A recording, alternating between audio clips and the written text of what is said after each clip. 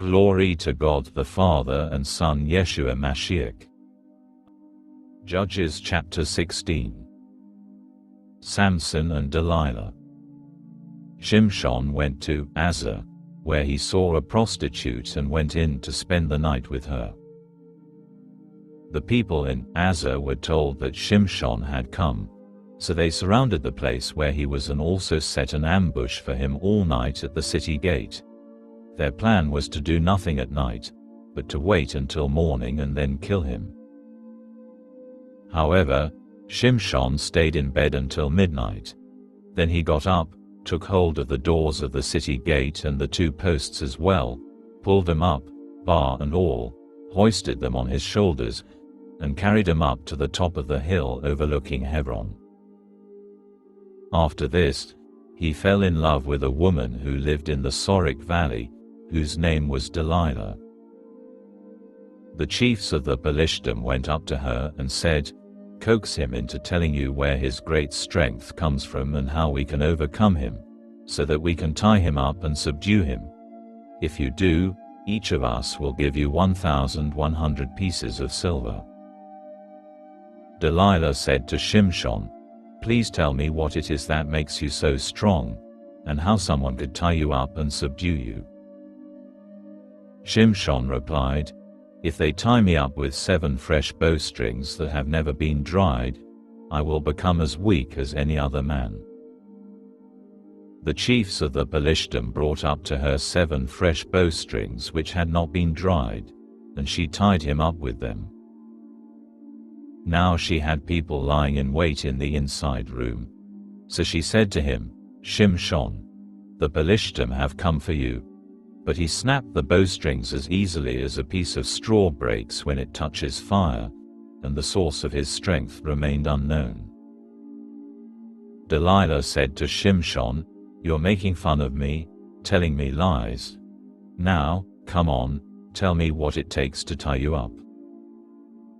"All it takes," he answered, "is to tie me up with new ropes that haven't been used. Then I'll become weak and be like anyone else." So Delilah took new ropes, tied him up, and said to him, "Shimshon, the Pelishtim have come for you."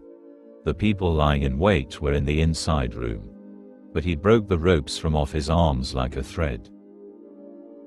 Delilah said to Shimshon, "Till now you've been making fun of me and telling me lies. Tell me what it takes to tie you up."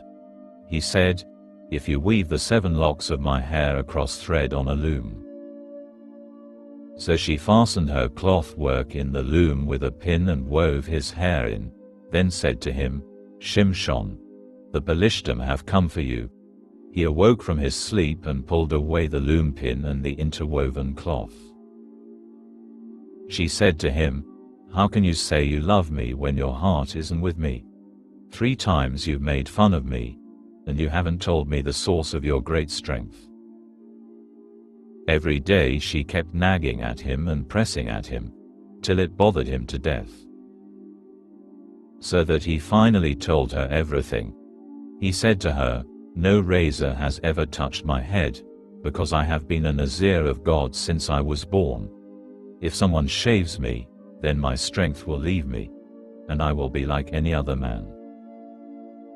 When Delilah saw that he had really confided in her, she sent and summoned the chiefs of the Pelishtim with the message, "Come up this one last time, because he has finally told me the truth." The chiefs of the Pelishtim went up to her and brought the money with them. She had him go to sleep in her lap and called for a man to shave off his 7 locks of hair. Then she began tormenting him, but his strength had gone away. She said, "Shimshon, the Pelishtim have come for you." He awoke from his sleep and said, "I'll get out this time, just as I shook myself loose before." But he didn't know that Adonai had left him. So the Pelishtim seized him, gouged out his eyes and took him down to Azza. There they bound him with 2 bronze chains and put him to work grinding grain at the mill in the prison. However, after the hair on his head had been cut off, it began growing back again.